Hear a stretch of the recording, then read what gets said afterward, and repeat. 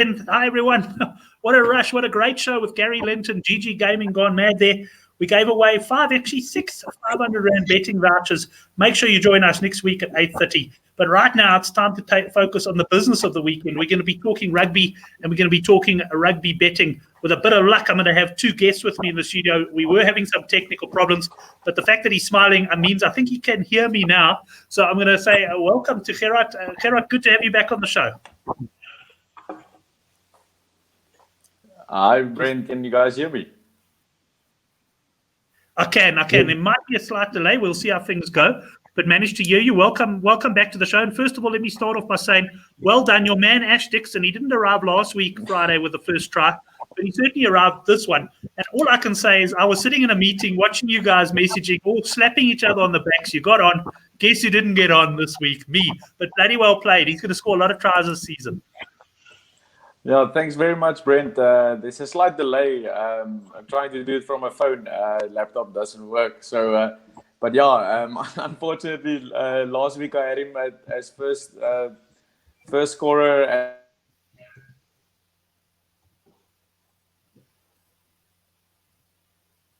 Henrik, are you losing him there? He's gone. I can't hear him. He's frozen up.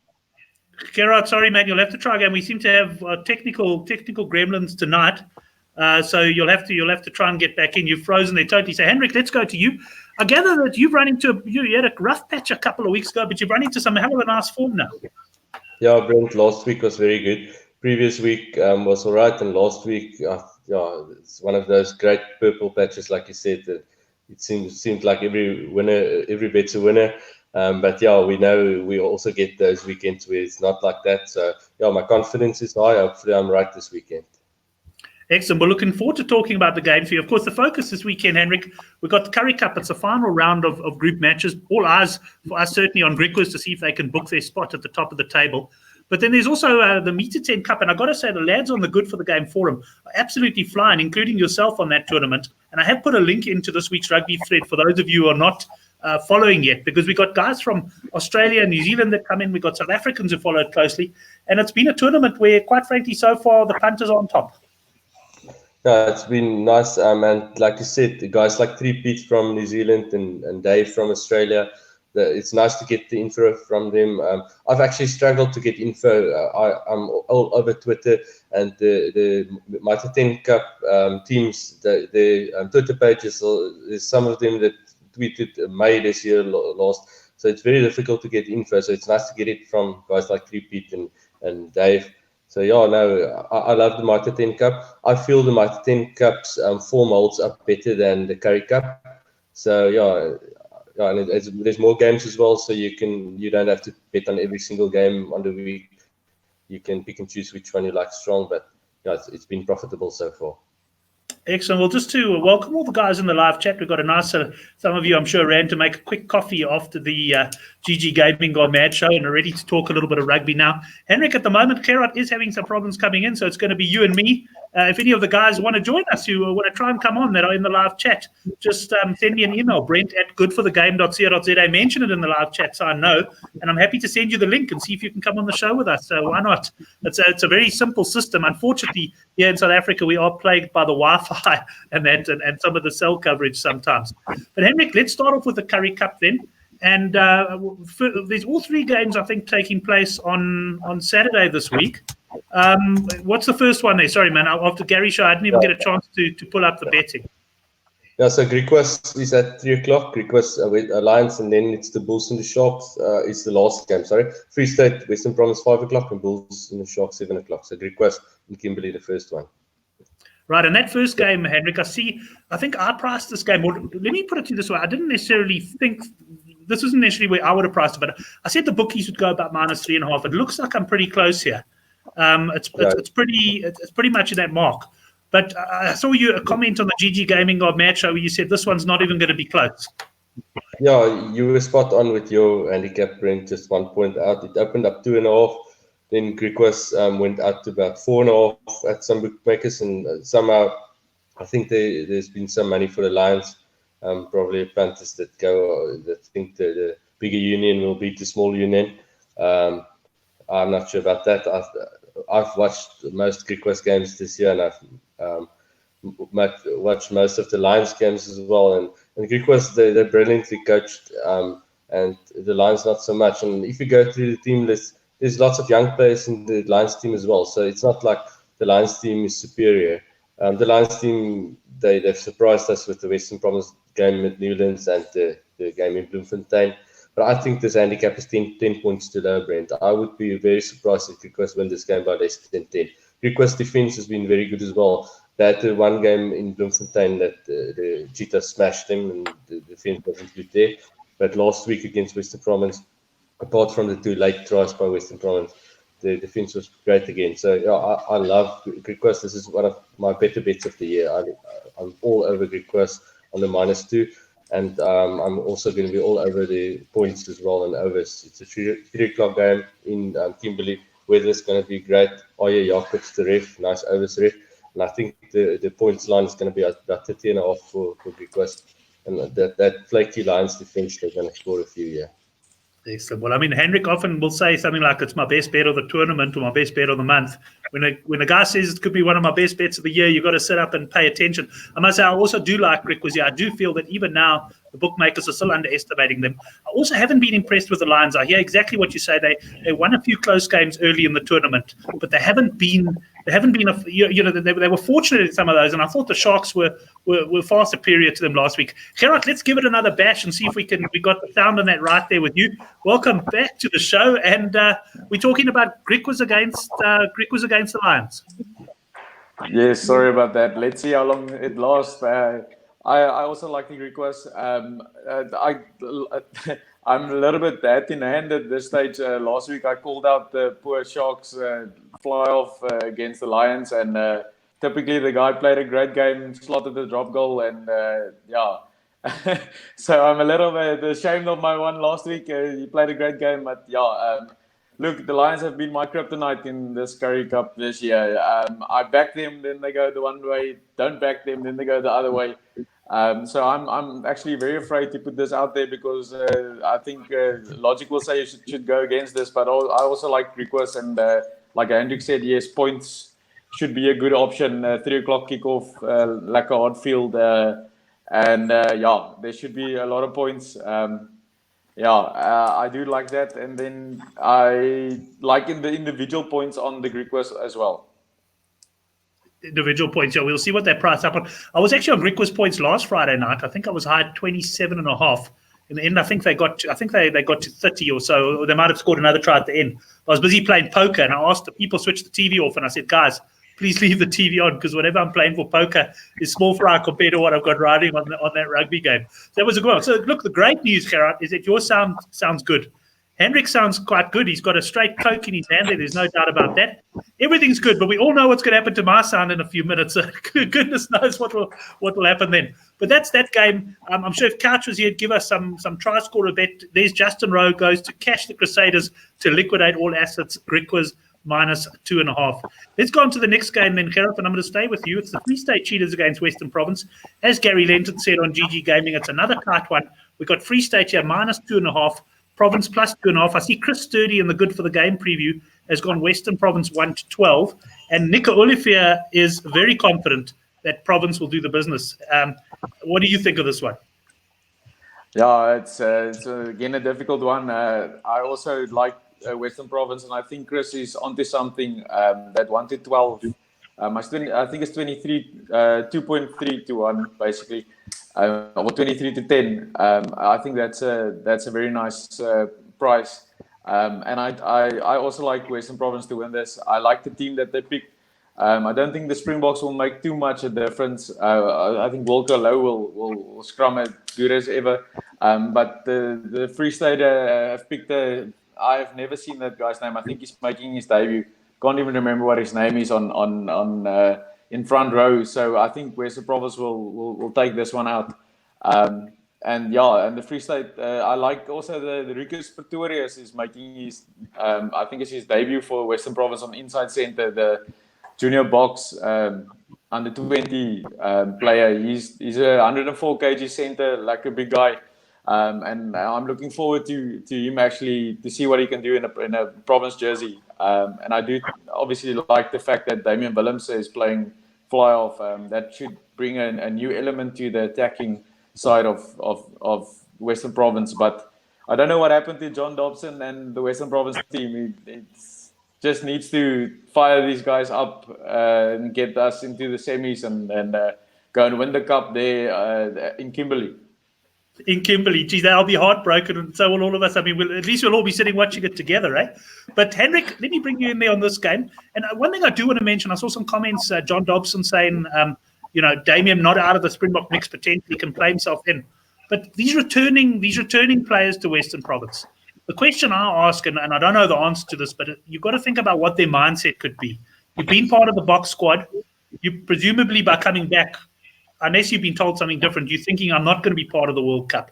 Do you come out there, I'm going to prove a point, or is it more like pretty disappointed? And I'm going to ask you that question, Gerard, because we are having connection problems, and Henrik has just disappeared. So to carry on, that's what, and I think that's why this Currie Cup is so unpredictable as well. But I'm just a bit concerned. What are the province players, and I'm talking about the returning ones in particular, what is their mindset heading into this game? Yes, I think it's difficult because the fact that you're so close to a ticket to a World Cup, and then to play in the starting lineup the 1 week and then be basically dropped back to the Western Province team to play away against the Free State Cheetahs in a crucial game. I'm not quite sure what their mindset will be. It can be it can go either way. Either they want to prove a point and just tell Rassie that you missed out on this player or on a great performer, and otherwise they can be of the mindset that, well, they missed the boat, and yeah, they just have to play because of the fact that they contracted to play. So I hope, obviously, for my bet's sake, and for the Western Province sake, that they rock up and they actually do want to make a point and prove a point, and to obviously be on that reserves list in case injuries occur, because there's a very good chance that there will be some injuries and we will need some reserves that's being called up. Just have a look at Stephen Donald in the 2011 World Cup. From nowhere into the starting berth and basically playing a crucial role in the final. So, yeah, I think if they're clever enough, they would see this as another opportunity, one last opportunity to state their claim to make that squad to go to the World Cup, even as a reserve. Excellent. Well, just to mention, I mean, you talk about Donald coming back. There was a lovely tweet, I think it was from Rugby on Twitter during the week, and it was Mwanga when he got injured. It was during the game, and he said somewhere in New Zealand, Stephen Donald is fishing somewhere, catching some trout, and his cell phone is ringing. Can you imagine that guy coming back for another one? But I take your point. Well, let's get Henrik while he's back here. Henrik, this game, Free State against Western Province, I was leaning Free State. There's a lot of guys who reckon Province are going to do it. I'm a little bit more undecided. Can you swing me either way? Sorry, Brent, my Wi-Fi played up there. I just restarted it. I like the Free State as well here, Brent. I know most people are probably on Province here. In Province, yeah, most people are going to have a look at the team and see the Springboks coming in. But I'm with you on those Springboks coming in. It's not always the best thing. They haven't been part of the training for a bit, and yeah, I see Niku commenting about John Dobson, but John Dobson, he's been struggling this year with Western Province, so I'm not convinced about Western Province. And this game is in Bloemfontein, bit of altitude, not as high as Loftus and Ellis Park, but that should play into the hands of the Free State. And I've been impressed with the Free State defense generally this year. I think with them playing in a Pro 14, the structures on defense has been better. So yeah, at home as well, I like the Free State. Yeah, I'm not very strong on them, but medium confidence here on Free State to win the game. Yeah, I also fancy the Free State. I was watching last week's game. I was actually, unfortunately, I had the first leg of a multiple. I had high on points in the Pumas Cheetahs game. I was high at 63.5 or something. I mean, I can't remember how many points it ended up, but it was a beautiful bet. Problem is, I was all onto Argentina over 18.5 points, which we won't talk too much about because that was heartbreaking stuff for me. But I got the feeling there was a point where the Cheetahs went well down to the Pumas, but they'd played all the rugby up until that point. They just hadn't finished it, and Pienaar was finding his feet and that. I remember at that point looking, and you could get 10 to 11 on the Cheetahs, and unfortunately I hesitated. I never got on. I remember thinking that was a cracking bet, and I do like this team. I still think, Hendrik, that the Cheetahs or the Free State are the danger to Griquas in this Currie Cup. Yeah, no, another thing on the team, Brent, I like Tian Skuman being back at 10 this week.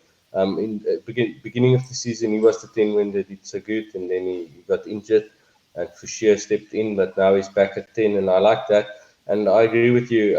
I think it's between the two central regions for the Currie Cup. I'm still very confident on Griquas winning the Currie Cup. I think Griquas will win the Currie Cup, but I think Cheetahs, they are the danger. Right, well, true clockwork. What's it? 9:16, and just like clockwork, my sound starts going now. So, guys, what I'm going to do is I'm going to get you guys started on the next game. I've got a bit of a contingency plan that I want to try out tonight. I want to try and come through my iPad through my 3G connection. So if it does, I'm going to listen to Gerard, but if it carries on giving problems, I'm going to pop out. You guys carry on talking about the final Currie Cup game or whatever we leave on. And let's go to you, Gerard. It's the Blue Bulls up against the Sharks. Now, the Bulls were early favourites here. I did think they would be priced as favourites based on home ground advantage. But there's been money for the Sharks, and the Sharks are now, certainly I was just popping onto Sunbet now, minus 1.5 points against the Bulls. Yes, I think WSB has a choice game at this stage. So I see the Sharks have a couple of players also returning. Thomas de Toey, Kuni Oosthuizen also playing, and then obviously Andre Esterhuizen playing on inside centre. But the same thing for the Bulls. They received back Marco van Staren and then also Luisa Kuboka. So it's going to be interesting. I actually, if I'm not mistaken, Rasta is the ref in this game. So there should be some points in this game. Yes, last week, I think Province's poor finishing skills let us down on the total points in that game. There should have been more points in that game, but I would again go points on this game, and I just believe that the Bulls have one game in them. They already had that against the Lions, but I think one proper 15-on-15 game in them, and I actually like the Blue Bulls to win the game. Little bit of more hope than anything else. I do like the Bulls to win, and then obviously the points in this game I'd like the points. Obviously, depending on what the points might be, 61, 62, or a little bit lower than that, it would be great. I think both of these two teams should at that stage not have too much to play for, and hopefully it will be an open game. Yeah, I agree with you, Gerard. I think this game has the potential to have a lot of points here. The slight concern for me is the 7:30 kickoff. It's late at night, but it is Loftus, and there normally is a lot of points. And like you said, the Rasta, the ref, and I think both teams need the bonus point here as well. So I think both teams should go for points here. And I actually like the Sharks to win the game. I'm not on the Bulls here. The Sharks have impressed me more. The Bulls have lost a few games that they really should have won. And the Sharks, I was impressed with them last week as well. And the game they played against Free State the week before that as well. Yeah, I like the Sharks here.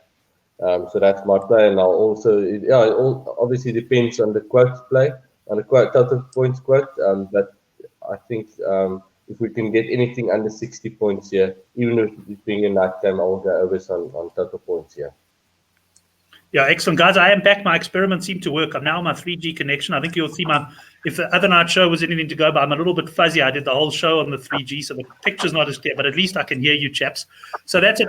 Henrik, I'm with you there. I like the Sharks here. I think the money's spot on. I never got on the early value, but I think the Sharks are gonna win this.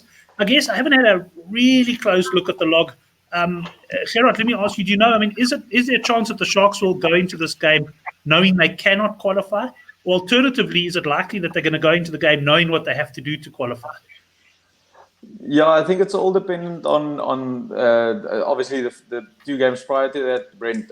If the Lions win the Griquas, and if Free State get 2 points out of their game and Western Province win the game, then the Sharks have no chance of qualifying. So I actually hope it gets to that point where the last game will be basically just a dead rubber, and where we actually can see two teams just taking it to one another, kicking to corners. and hopefully getting a decent total points prize. And yeah, hopefully it will be an open game as well. So yeah, I do hope that happens. Excellent. Henrik, I want to come in with you there on total points because Gerard mentioning potentially a dead rubber. And I hear what he's saying. I mean, a dead rubber can often be a very open affair. But I've also backed dead rubbers over the years where neither team has got anything to play for, where in fact things get incredibly scrappy.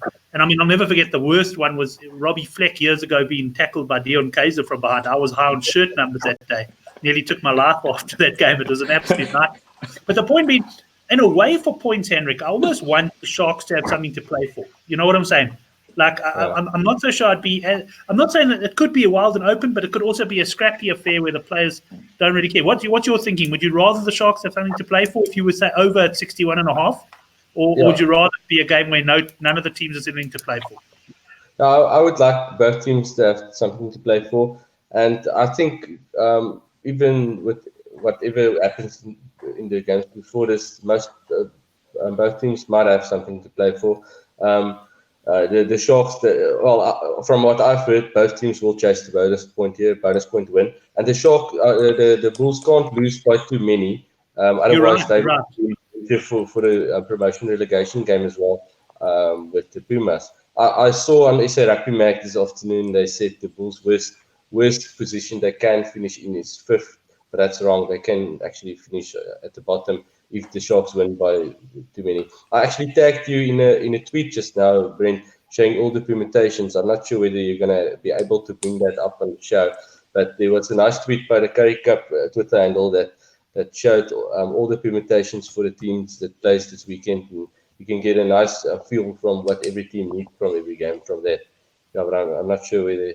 I will definitely be able to bring it up now. Anything else for you then on the Currie Cup, Gerard, before we move on?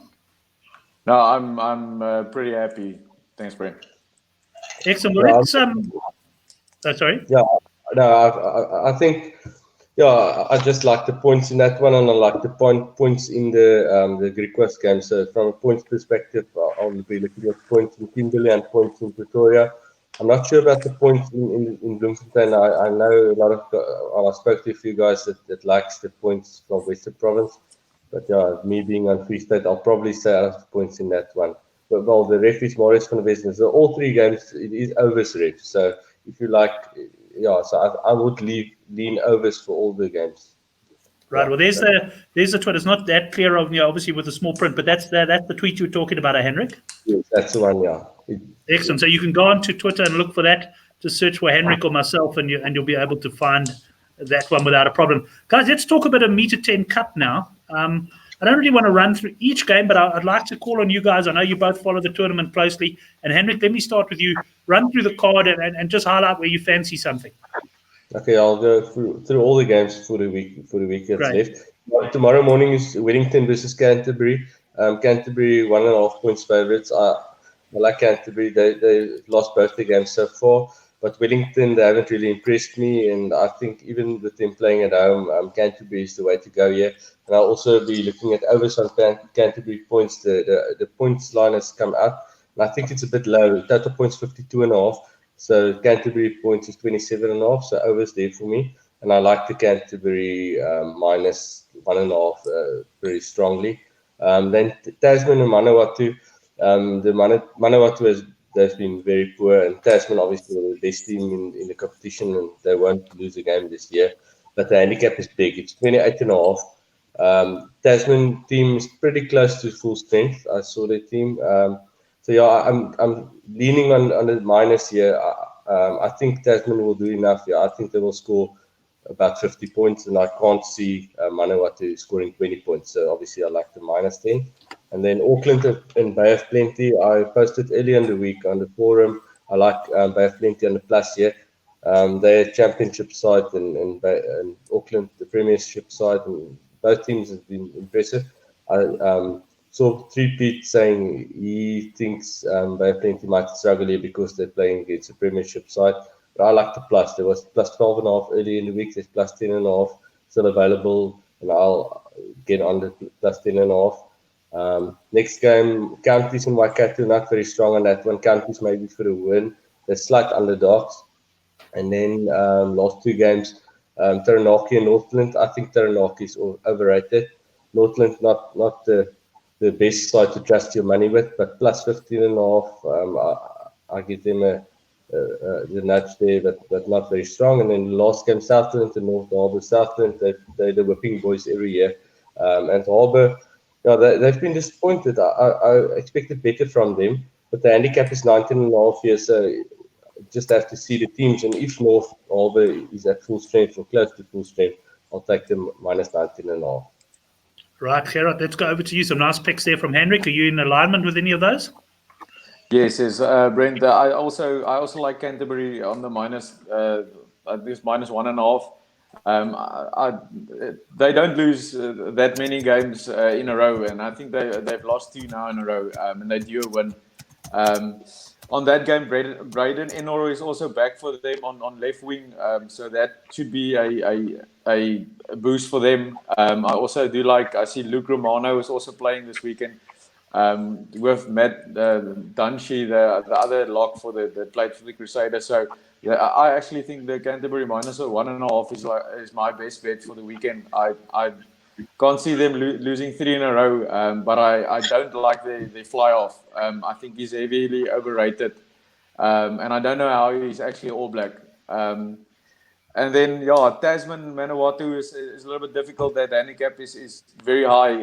It just takes a good 20 minutes from Manawatu, and then that handicap is blown out of the water. But the bookies have picked up on Tasman being definitely the favourites. And Manawatu is, I think they might, between them and Southland, is really a toss-up who's the worst team. And Manawatu, I see Rob Thompson is also not playing for Manawatu this weekend, so that's another crucial blow to them. I think that's the only decent player really in the back line. So I'll most probably, if the points line on Tasman is not too much, I'll rather look at that. I didn't see any points lines for Tasman as yet. And then I actually like Auckland against Bay of Plenty. That's just, I hope Harry Plummer is playing. Otherwise, I'm in a little bit of a trouble. But obviously, Rico Aoni also back for them this weekend, and he needs to prove a point. I think he's being played out of the 23 for New Zealand at the moment. So hopefully he pulls up his socks and performs for a change. And then counties have impressed me so far. I thought they're going to be the whipping boys, and they actually impressed me so far. So I'm going to stay away from the counties and Waikato game. And then, yeah, North Harbour and Southland is a difficult one to pick because Southland is really not a good team. And North Harbour is really missing Gatland on fly-off. So, I'd rather stay away from that last game. And just for maybe a try-scorer interest, Braden Enor 1-1, basically to score anytime in the Wellington-Canterbury game. Excellent. Thanks for that analysis. While you were talking there, just a couple of the guys discussing Oracle Rugby. Gerard, I mean, did you ever watch a bit of Oracle stuff? I don't know if you were with, but Oracle Rugby, the guys are saying they hope he's going to be back for the Rugby World Cup. And I hope he is. You know, the thing with Oracle, he fires. He goes in firing. And the problem is when you fire Granny's pension fund at something and it loses, Granny's pension fund is gone. And I'm hoping that Oracle, I think someone was saying, Brendan Vessels was saying, maybe the pension fund has been topped off. And Henrik, have you heard from Oracle at all? I'll give him a call next week and see if we can get. He did say to me he was probably going to come back for the World Cup. I did enjoy this one because he was. Jan Loupscher says filming weddings on his Nokia now. The last we heard from Oracle, he was filming weddings on a cell phone at reduced rates or something along those lines. But anyway, I love that comment. Filming weddings on his Nokia. Have you heard from him at all, Henrik? No, I haven't heard from you, Brent. The last he was in our group, I saw he was into the wedding thing, and I'm Facebook friends as well with him, and I see he posts about the weddings they do. So yeah, it actually looks like the business is going well, him and his wife, and I wish him all the best. I hope he's doing good. But yeah, it would be great to have him for the World Cup. He's such an entertaining guy, and everybody likes the John Kerwin of the handicap, Jan Loupscher says. yeah, John Kerwin on the breakdown. He's the best one on that. So I know Johan each week he just watches the breakdown to see John Kerwood's views, and he's a good character. Excellent. Hey guys, before we move off the meter 10 cup, then let's start with you, Henrik. What's your best bet of the weekend in the meter 10? In the meter 10, I like Bay of Plenty, Brent. I'm going against 3-Pete here, and 3-Pete his form has been very good, but I like Bay of Plenty plus. Excellent. And one thing about 3-Pete, if he's in good form on the forum, we know all about it. And I'm surprised he isn't joining the show while he's eating his scrambled eggs there in New Zealand, but I'm sure he'll watch it and have something to say on the forum. Right, so the Bay of Plenty, and Gerard, your best bet? I like Canterbury -1.5. Canterbury -1.5. And just, Henrik, I made up my mind a little bit while you were talking. I like that plus or over 27.5 points on Canterbury there, and I like that one quite a lot. Guys, let's move on to some international rugby. Then we got the two internationals priced up. Scotland against France and England, Ireland. Let's start with Scotland, France. And Gerard, I'll start with you. Scotland well beaten by France last week. I discussed this with Gary on his show. They're starting out home, though, -2.5 point favourites. Yeah, Brent, it's weird to see a team getting absolute whooping 32-3 with the one weekend, and then the next weekend being 2.5 point favourites. But I saw Hendrik said something about 14 changes to the Scotland team. And obviously, Finn Russell is probably the most, him and Craig Laidlaw being the two biggest inclusions for Scotland. And Finn Russell I do rate him, he's a quality fly-off. And they play a total different type of game when he's on fly-off. So I also like the -2.5 on Scotland, and I do think they're gonna try and run the French ragged with Hogg also on fullback. So I like Scotland to take the -2.5 handicap out. Excellent, Henrik. I'm in full agreement. I must tell you, I actually like Scotland a lot this weekend, and I can't really base on anything other than that feeling that Scotland are going to be up for it at home, and that France, I think, did what they wanted to last week in their minds. Irrespective of what happens tomorrow, they'll take a lot of confidence now into the World Cup after that performance. But I think we're going to see a reversal now. I think we're going to see a comfortable Scotland win. What are your thoughts? Yeah, I'm 100% with you guys, and I've got to credit Neil here. He's on the chat as well, Neil Wigwerf. I spoke to him and Justin earlier in the week, and he was on Scotland early, and when I saw the teams, I was in complete agreement. That's a much better Scotland team. It's probably their best team.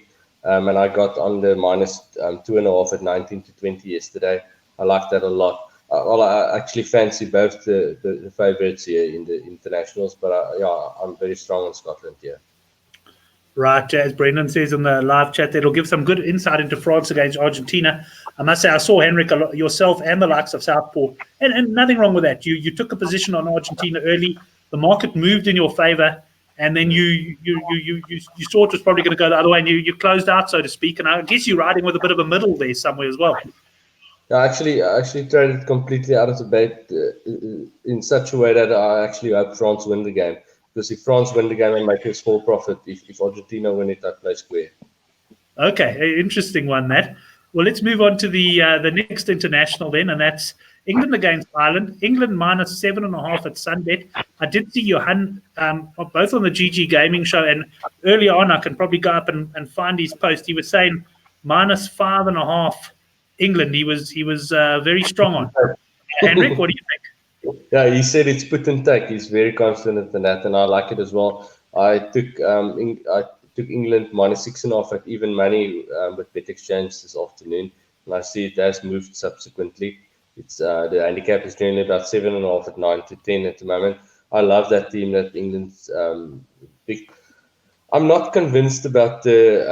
I know they've gone for that the past few years with George Ford at 10 and Farrell at 12, and I would prefer Farrell at 10 and Tuolangi at 12 and Joseph's at 13. But yeah, still without that, even I like this England team. It's a great team that they've picked with Currie and Underwood as well, and Vunipola and Youngs. It's just probably the strongest team and the what Eddie Jones regards as the strongest team for the World Cup. And Ireland, the team looks all right, but at Twickenham, surely England will win by double figures here. I've been I watched the two Wales games, and especially in that first game at Twickenham against Welsh, the Welsh. England's line speed on defence was brilliant. So, yeah, I expect England to win easily. Yeah. Excellent. Yeah, I just enjoyed that comment by Nico Olivier there. Just remember, we're sentenced for life. We never surrender. Surrender. And it's so true, isn't it? I mean, you have a name like Johan, Henrik yourself. I mean, we've been in contact with each other. Certainly, I started off with the kind of good for the game type stuff about many years ago. And you were actually, I always give you as an example, one of the first punters that I got, that you and Sean as well kind of got into it. And look at us, all these years later, we've all had our breaks, we've all had our granny's pension fund bets that have gone wrong, but we all come back for more, don't we? Yeah, me and you will go back to 2005, the first time we got into contact. Johan Lapshe, he found you somewhere on the internet and told me about you, and I started reading your previews and stuff. So he actually got me onto you. Yeah, we go through good times and bad times, and I've taken like 6 months breaks in the early years from punting, and then but now we're so into it, we'll never stop. That's for sure. Gerard, what do you make of that game? And any comments? How long have you been punting? Yeah, geez, Brent, I think it's about 3 or 4 years. You guys are definitely out experiencing me. But I also got to Good for the Game via a mate of mine, Nico, that actually introduced me to Good for the Game and following you guys. And I think we all sucker for punishment, actually. But you get your good months and your bad months. So. And you get on some of those rolls where you can bet basically anything and will happen, and then suddenly you'll get those 1-pointers or goal kicks at goals missed in front of the poles, or last minute tries that demolish under points or something like that, and just keep on knocking at the door until it opens. And I know I've had my fair share of punishment as well, but I also had my couple of good months as well. That's it. I mean, Gerard, just quickly before we move, we'll get your opinion on the game. I mean, that's so true. As a punter, I've had sometimes where I'm running 3-4 weeks in a row where everything's clear. It's like I'm in this like crystal ball, like nothing. I can just see everything as it's going to happen. I'll back it, and then something will go wrong. There'll be like a last-minute conversion miss, and I'll lose a bet.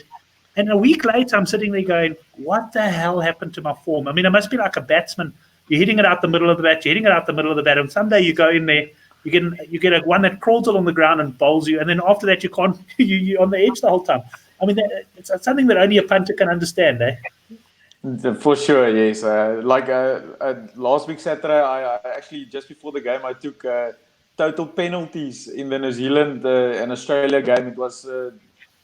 over 3 I took, and then obviously flipping Lelifano missed 2 sitters, one hitting the post, and then Moanga just before halftime, I think he kicked that with someone else's foot over, and he missed that one as well, and then obviously after that 17-0 halftime, there was no chance of any penalties coming through, and that was my biggest bet for the weekend. So it's sometimes it just run like that. Yeah, it's funny. I've had this sort of couple of weekends now. I haven't done too badly, but I've won most of my bets.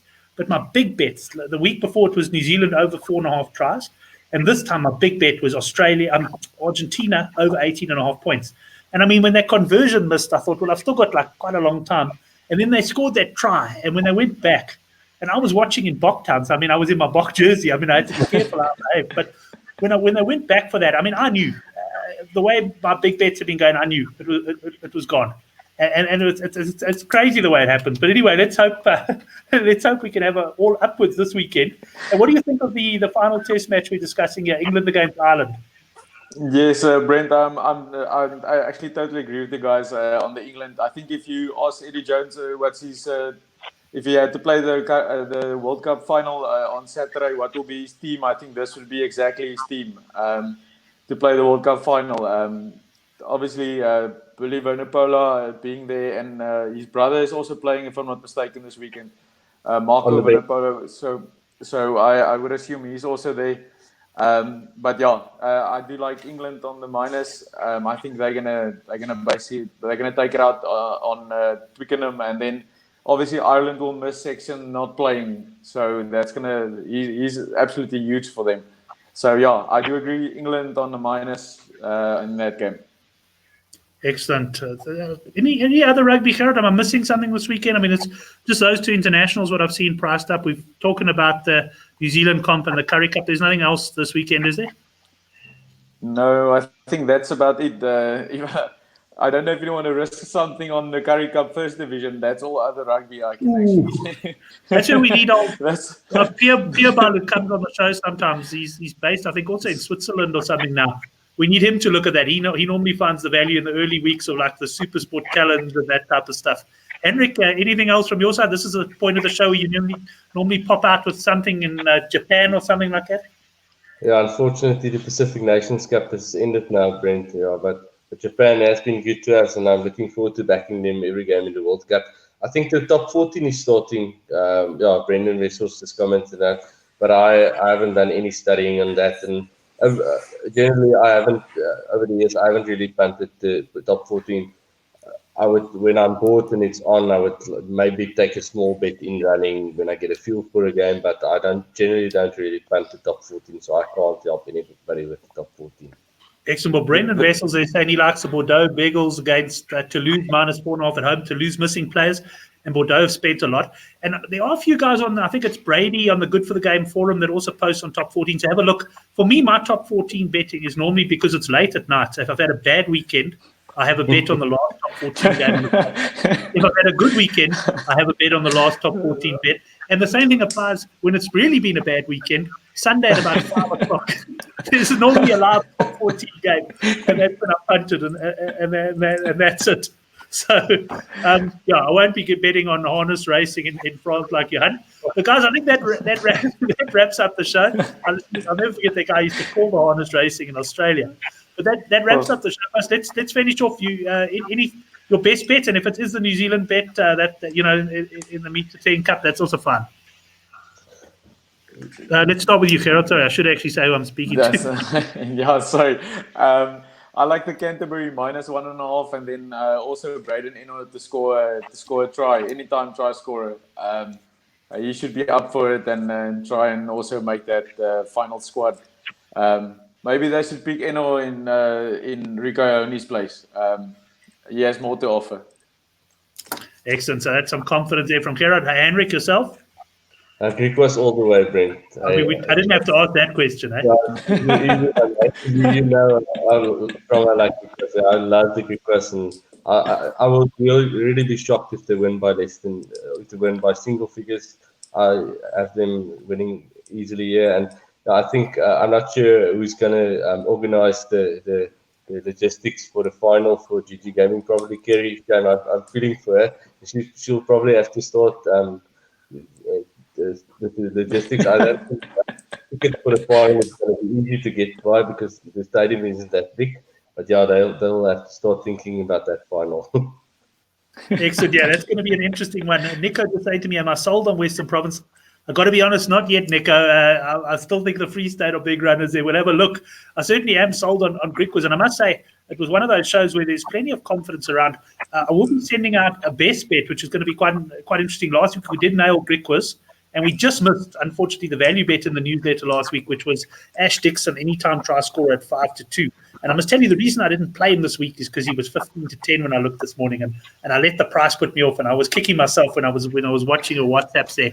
But we will be sending out a newsletter or a betting mailer in the morning. There is a link below here, so please do click on that and subscribe. It's free. It goes out. We'll put links to a couple of our previews and come up. I think this is definitely a week for a nice big accumulator. Say 3 or 4 of our more confident picks we lump on and let's see if we can hit those bookies hard. So we'll put something together like that as well. Hey, Gerard, great having you on the show again. Please, we overcame your technical gremlins. I think we all had something go wrong tonight at some stage. But it was great having you on the show, and enjoy the weekend's rugby. Thanks, Brent. Appreciate it. Looking forward to it. Excellent, yeah, and thanks also to the guys in the live chat. We had a lot of, as Henrik says, we had some nice, always good to get some new blood and some good ideas in the live chat. And I think a lot of that also stemming from GG Gaming tonight. We're going to have some exciting things going forward before the World Cup. And Henrik, good on you, man. Last I looked, your brandy looked like it could do with a bit of a refill. I'm assuming you're going to go and have one now. Going to run to the bar and move on now, Brent. Looking forward to that. The Thursday night, Brandy's always does the best. I'm excited for the weekend's rugby. I will hopefully Canterbury delivers tomorrow morning, and hopefully Griquas. I'm nervously excited about the 3 o'clock game on Saturday. Everybody have a good weekend. Excellent. And I must just say, notable by his absence tonight was couch critic Hein de Mont. And a lot of people are probably wondering where he is. Well, I wasn't going to say so because I felt convinced it was some sort of April Fool's joke. He said he had work to do tonight. Now, I think that's absolute nonsense. I mean, the guy, he banged his pinky toe jogging a while ago, and he's taken 6 weeks off work. I mean, I don't understand how that happened. And he can't wait for the Volta España and that to go on. I mean, where Hein is, I don't know, but I can tell you one thing. I'll bet my bottom dollar he's not working as he says he is. So who knows? Maybe he's entertaining someone tonight. Brent, I hope you bring some of that Giro form you had before the Tour de France into the Vuelta. We need some. Excellent. Well, I must tell you, cycling. Look, I'm not. The reason I say I'm not confident going to the Vuelta is because the Vuelta always you just recovered from the Tour, and I'm going to purposely start slowly because it takes you a little while to get in. But I must say, last year's Vuelta was my best cycling tournament ever. It was just one of those where you take a 40-1 shot. I mean, you can go in cycling betting, you can take 3 40-1 shots in a run. They can all run second, and you get nothing. And you can have other races where you just every now and again you pluck those guys out. So let's hope we have some good form. We'll certainly have a good for the game forum thread going, and veteran punters like the Van will also be sharing his punts there. Guys, thanks very much. Excellent coverage there from the live chat. Good to have you guys on. And we'll see you on the Good for the Game forum, and let's hit those bookies hard, as Johan said. Thanks for the show, guys. Cheers. Cheers, guys.